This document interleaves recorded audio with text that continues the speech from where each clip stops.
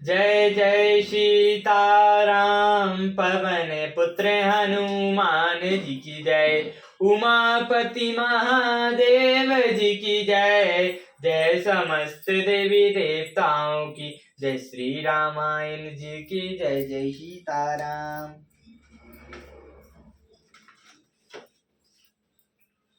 Conquer मणि कंठ कलत राम उर्गन तुलस कमाल सिया राम। प्रसंग कंद के हरिठवनी राम। बल निधि बहु विशाल सिया राम। हृदयों पर गज मुक्तों के सुंदर कंठे और तुलसी की मालाएं सुशोभित हैं। उनके कंधे बैलों के कंधों की तरह हैं। एड़ सहकी सी है और भुजाएं विशाल एवं बल की भंडार हैं। कटी तूनी पीठ पट बांधे कर सर धनुष भाम बर कांधे। पीत जग उपबीत सुहाए नख सिक मंजुमा छवि जाए। कमर में तरकस और पीतांबर बंधे हैं। हाथों में बाण और बाएं सुंदर कंधों पर धनुष तथा पीले यज्ञोपवीत सुशोभित हैं। नख से लेकर शिखा तक अब सब अंग सुंदर हैं। उन पर महान शोभा छाई हुई है। देख लोग सब भय सुखारे एक टक लोचन चलत न तारे। हर से जन को देख दो भाई मुनि पद कमल गए तब जाई। उन्हें देखकर सब लोग सुखी हुए। नेत्र एक तक हैं और तारे सभी नहीं चलते। जनक जी दोनों भाइयों को देखकर हर्षित हुए। तब उन्होंने जाकर मुनि के चरण कमल पकड़ लिए। करी बेनती ने जी कथा सुनाई। रंग अबनी सब मुनि दिखाई। जहाँ जहाँ जाई कुंवर बर दो तहाँ तहाँ चकित चितप सबको। विनती करके अपनी कथा सुनाई और मुनि को सारी रंगभूमि दिखलाई। मुनि के साथ दोनों शिष्ट राजकुमार जहाँ जाते हैं वहाँ सब कोई आश्चर्यचकित हो देखने लगते हैं। निज निज रूप राम सबु देखा को न जाने कछु मरि मुँह विशेषा। बलि रचना मुनि नपसन कयो राजा मदत महा सुख लायो।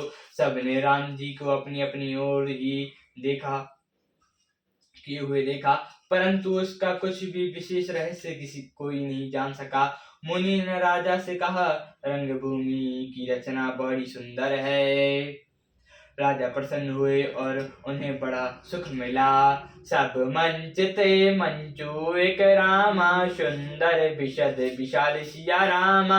मुनि समेत दो बंधु रामा तहाँ बैठा रे महिपाल सिया रामा। सब मंचों से एक मंच अधिक सुंदर उज्ज्वल विशाल था। राजा ने मुनियों से दोनों भाइयों को उस पर बैठाया। प्रभु देख सब न पिए हारे। जानु राकेश उदय भय तारे। अशी प्रीति सबके मन माही। राम चाप तो रब सक नाही। प्रभु को देखकर सब राजा हृदय में ऐसे हार गए जैसे पूर्ण चंद्रमा के उदय होने पर सारे प्रकाशहीन हो जाते हैं।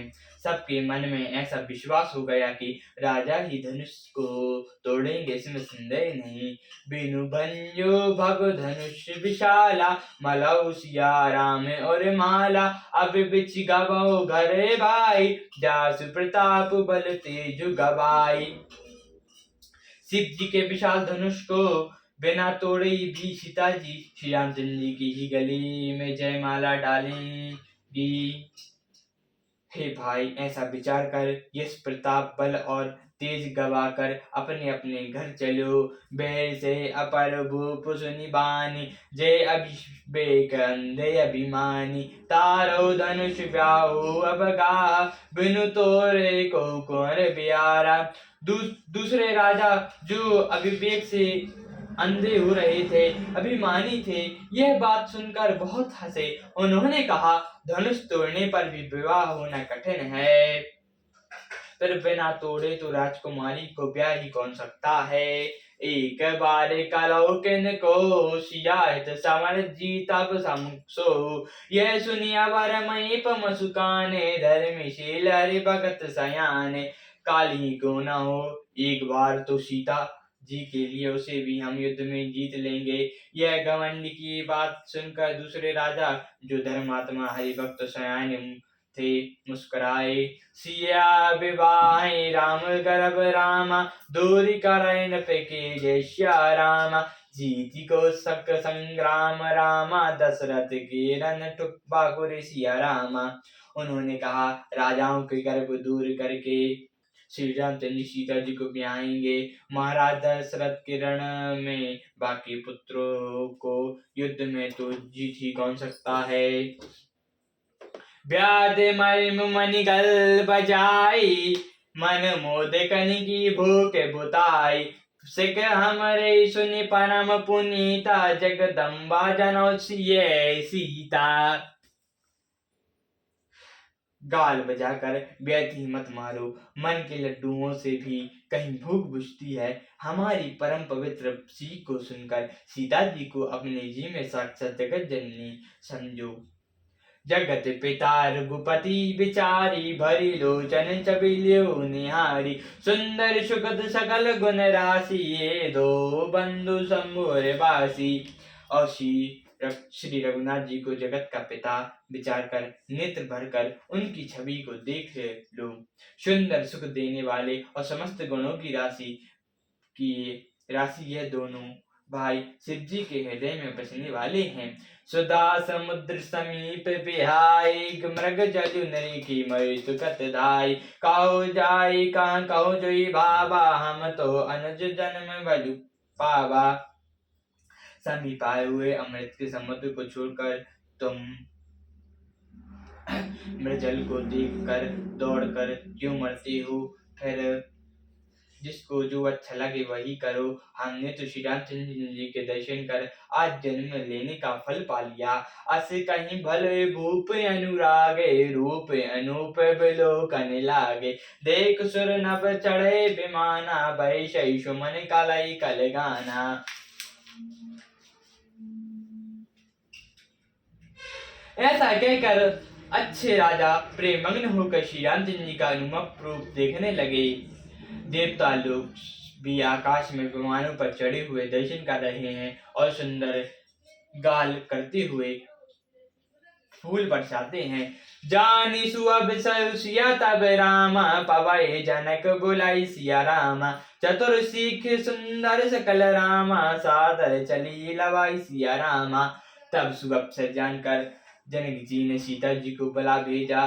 सब चतुर और सुंदर सखियां आदर पूर्वक उन्हें लेवा चली। सिया शोभा नहीं जाई बखानी, जगदम्बिका रूप गुण कानी। उपमा सहित सकल मोह लघुता लागी, प्रगति नारी अंगे अनुरागी। रूप और गुण की खान जगत जननी सीता जी की शोभा का वर्णन नहीं हो सकता। उनके लिए मुझे सब उपमाएं तुच्छ लगती हैं, क्योंकि वे लौकिक स्त्रियों के अंगों से अनुराग रखने वाली हैं। सिया बैनऊ तय उपमा देई, को कवि काई अजसु को लेई। जो पटेवती असम सिया, जग असीस जुबती कांकमनिया। श्री सीता जी के वर्णन में ही उपमा को देकर कौन कुकवि कहलाएगा और अपयश का भागी बने। यदि किसी स्त्री के साथ सीता जी की तुलना की जाए तो जगत में ऐसे सुंदर युक्ति है ही कहाँ। गिरा मुखर रन अरद भवानी, रतित अति दुखित अतनु पति पानी। विष बैणी बंधौ प्रिय देहि, कहौ रमा सम किमि वैदेही। सरस्वती जो बहुत बोलने वाली हैं, पार्वती अर्धांगिनी हैं, कामदेव की स्त्री थी, पति को बिना शरीर का जानकर बहुत दुखी रहती है, और जिनके विषय और मग्ध जैसे प्रिय भाई हैं, और लक्ष्मी जी के समान तो जानकी जी को काहे कैसे जाए। जो छवि सुधा पयो निधि होई, परम रूपमय कच्छप सोई। शोभा रहो मंदक सिंगारू, मतय पानिका पंकज निज मारू। यदि छवि रूपी अमृत समुद्र हो, परम रूपमय कच्छप हो, शोभा रूप ऋषि हो, श्रृंगार पर्वत हो, और स्वयं कामदेव अपनी ही कर कमलों से मथे। यही विधि उपजय लक्ष्य सब रामा, जब सुंदरता सुख मूल सिया रामा। तद्यपि सगोच समेत कबीरामा, कहीं सिया समतुल सिया रामा। इस प्रकार जब सुंदरता और सुख की मूल लक्ष्मी जी उत्पन्न हो, तो भी कभी लोग उसे संकोच के साथ सीता जी के समान कहेंगे। सियावर रामचंद्र जी की जय, पवन पुत्र हनुमान जी की जय, उमापति महादेव जी की जय, जय समस्त देवी देवताओं की जय, श्री रामायण जी की जय, जय सीताराम।